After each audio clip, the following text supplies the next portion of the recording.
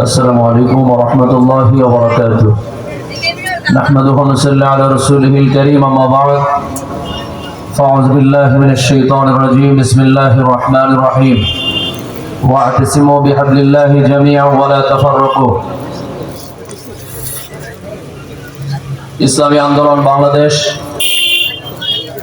৯ নং দপ্তবী ইউনিয়ন সাগরতে আয়োজিত আজকের গণসমাবেশের সংগ্রামী সভাপতি, আজকের সমাবেশের প্রধান অতিথি, বিশেষ অতিথিবৃন্দ, আমার সামনে উপবিষ্ট দিন কায়েম সংগঠন ইসলামী আন্দোলন বাংলাদেশের একজাত পরীক্ষিত সৈনিক, আমরা বক্তব্য শুনেছি, বক্তব্য সামনে আরো শুনব। তবে এখন আমাদের সিদ্ধান্ত নেওয়ার বাকি রয়ে গেছে। আমরাই বাংলাদেশের নাগরিক। আজকে মনে হয় বাংলাদেশের পরিবেশ এমন হয়েছে, যারা টুপি এবং দাড়ির সাথে সম্পৃক্ত, এদেরকে সমাজ থেকে কিছু শ্রেণীর মানুষ পৃথক রাখতে চায়, আলাদা রাখতে চায়। যারা টুপি এবং দাড়ি নিয়ে চলে, তারা যদি ইসলামের কথা বলে, বিগত দিনে আমরা ৫৩ বছরে দেখেছি তাদেরকে জঙ্গি নামক সাইনবোর্ড লাগানো হয়েছে। বাংলাদেশের ওলামায়ে কেরাম যদি দেশ নিয়ে কথা বলে, তাদেরকে উগ্রবাদ বলে বিভিন্ন রকম ভয় প্রতিপন্ন করা হয়েছে। মনে হয় যেন এদেশের ওলামায়ে কেরাম এদেশের ভাড়াটি অবস্থায় থাকে, তারা দেশ নিয়ে কথা বললে তাদেরকে প্রেস দেওয়া হয় না, মাঠ দেওয়া হয় না। আমরা স্পষ্ট ভাষায় বলতে চাই, এই বাংলাদেশে যত স্বাধীনতা অর্জন হয়েছে, সেই স্বাধীনতার পিছনে সবচেয়ে যারা ভূমিকা পালন করেছিলেন, তারা ছিলেন ওলামায়ে কেরাম, দাড়িওয়ালা, টুপিওয়ালা। ঠিক না বেঠিক জয় বলেন? এই দাড়িওয়ালা টুপিওয়ালাদের সমর্থন গ্রহণ করে এদেরকে বিভিন্ন রকম সাইনবোর্ড ঝুলিয়ে এই বাংলাদেশকে বারবার দুর্নীতি বিশ্বের কাছে চ্যাম্পিয়ন করেছে।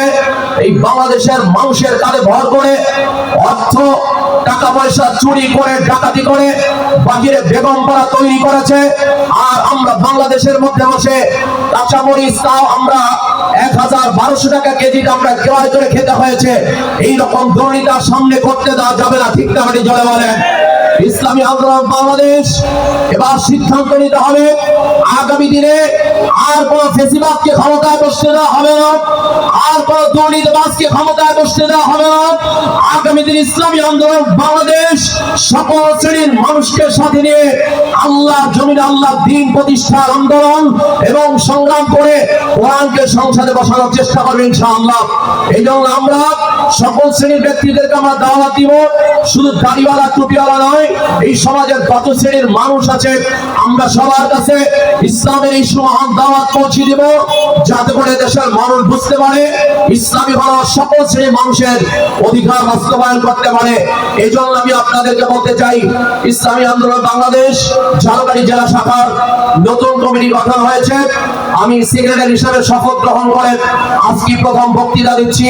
আমি আপনাদেরকে নিয়ে সংঘবদ্ধভাবে আমি শপথ করতে চাই, আগামী দিনে ঝালকাঠি জেলায় এমন কোন ইউনিয়ন থাকবে না, এমন কোন ওয়ার্ড থাকবে না, এমন কোন গ্রাম থাকবে না, এমন কোন বাড়ি থাকবে না, এমন কোন ঘর থাকবে না, এমন কোন ব্যক্তি থাকবে না যেখানে ইসলামী আন্দোলন বাংলাদেশ তাদের হাত পাকা মার্কার দাওয়াত পৌঁছবে না। ঠিক না বেঠিক জোরে বলেন? এই জন্য আমি আপনাদের উদাত্ত আহ্বান জানাবো, এখন আর ঘরে বসে থাকার সময় নাই।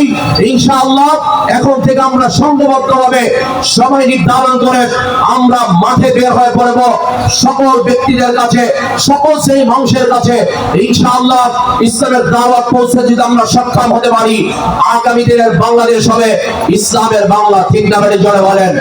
আগামী দিনের বাংলা হবে ঈশ্বর চরমানের বাংলা। আগামী দিনের বাংলাদেশ হবে আপামর জনতার সকলের অধিকার বাস্তবায়নের বাংলা। আগামী দিনের বাংলাদেশ হবে ইসলামী আন্দোলন বাংলাদেশের নেতৃত্বের বাংলা ইনশাআল্লাহ। আসুন, আর পিছনে ফেরার সময় নাই। জমিনে এসেছি একবার, বিদায় হব একবার।